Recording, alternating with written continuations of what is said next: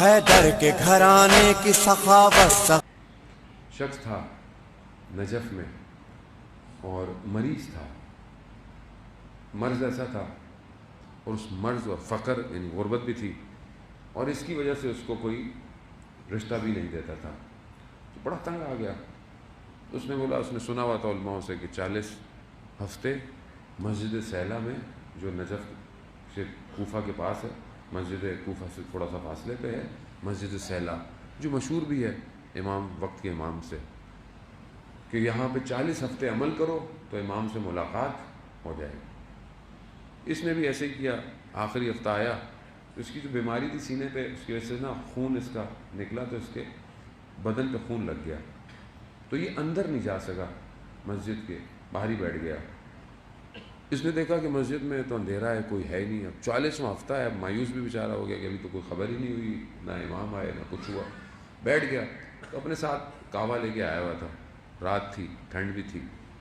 تو اس نے وہ روشن کیا کہ میں اس کو گرم کر کے پیوں. تو دیکھا ایک شخص چلتا ہوا آ رہا ہے. تو اس نے دل میں بولا کہ فلانے قبیلے کا ہوگا، کوئی ادھر کا ادھر کا جو قبیلہ. کہہ رہا ہے میرے پاس تو اب ایک ہی کپ ہے، اب اس کو بھی پلانا پڑ جائے گا مجھے. تو خیر وہ شخص آ گیا قریب. تو اس نے پوچھا فلانے قبیلے سے ہو؟ فلانے قبیلے، سارے قبیلوں کو جانتا تھا. تو اس شخص نے بولا کہ نہیں، میں کسی قبیلے سے نہیں ہوں. تو اس شخص نے کہا کہ تم میرے ساتھ مذاق کر رہے ہو، یعنی کیسا ہو سکتا ہے کسی کو؟ بولا تو اس سے کیا، چھوڑو. کہہ رہا ہے خود کیسے چھوڑو؟ کہہ رہا اچھا تم یہاں کیا کر رہے ہو؟ کہا مطلب میں آپ کو کیوں بتاؤں میں یہاں کیا کر رہا ہوں، کس وجہ سے ہوں؟ کہتا ہے اگر بتاؤ تو کوئی نقصان بھی نہیں ہوگا. تو کہا اس شخص نے میرے سے اس طرح بات کی، اس کے اخلاق سے میں مروب ہو گیا، تو اس کو میں پھر اپنی بات بتانے لگ گیا اور یہ ساری باتیں کرتا. یہ مسئلہ ہے.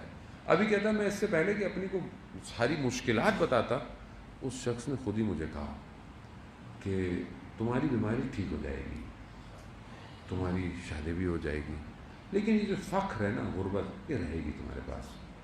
کہہ رہا میں سمجھا نہیں. پھر میں نے اٹھا، میں نے کہا میرے ساتھ چلیں زیارت پہ، حضرت عمار کی زیارت ہے وہاں پہ، عمار یاسر کی، اور پھر مسجد کوفہ حضرت مسلم کی زیارت. تو کہا میرے ساتھ چلیں. تو میرے ساتھ چلتے چلتے باتیں کرتے ہوئے گئے. حضرت عمار کے روزے پہ جب 2 رکعت نماز پڑھی میں نے، تو میں نے دیکھا اس شخص نے بھی نماز پڑھی. جیسی نماز شروع ہوئی تو نور اتنا تھا، اور اس نور نے مجھے عجیب سا کر دیا.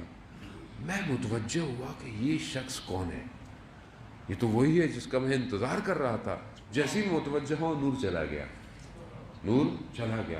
اب میں اپنے آپ سے شرمندہ کہ میں نے کس طرح بات کی امام سے، کیسے بات کی. میں نے بڑا گریہ کیا، میں نے مولا معاف کر دے، مجھے غلطی ہو گئی.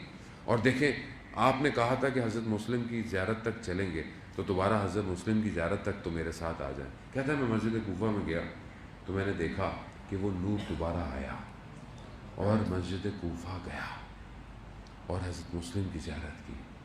کہا اس کے بعد میری بیماری ٹھیک ہو گئی، میری شادی بھی ہو گئی، لیکن وہ فقر میرے ساتھ رہا. عزیزان محترم، امام، ہم اپنی حاجتوں کے لیے امام کو پکارتے ہیں، یقیناً پکارتے ہوں گے، لیکن میرے خیال میں جو مجھے محسوس ہوتا ہے، میں آپ کو نہیں کہہ رہا، شاید میں جس طرح اپنی حاجتوں میں بھی امام کو پکارنا چاہیے نا، وہ بھی نہیں پکارتا. مجھے محسوس ہوتا ہے، یعنی میں اگر کسی مشکل میں گرفتار ہوتا ہوں، چاہے مشکل مالی ہو، چاہے بیماری ہو، چاہے روحی مشکل ہو. ابھی ہمیں تو لگتا ہے نا صرف مالی مشکل ہے، بیماری مشکل ہے، بدن یہی ہے، لیکن اس سے بڑھ کر مشکل روح کی مشکل ہوتی ہے. یعنی روح گرفتار ہے، کسی گناہ میں گرفتار ہے، کسی چیز کا شکار ہے، ذہنی چیز کا شکار ہے.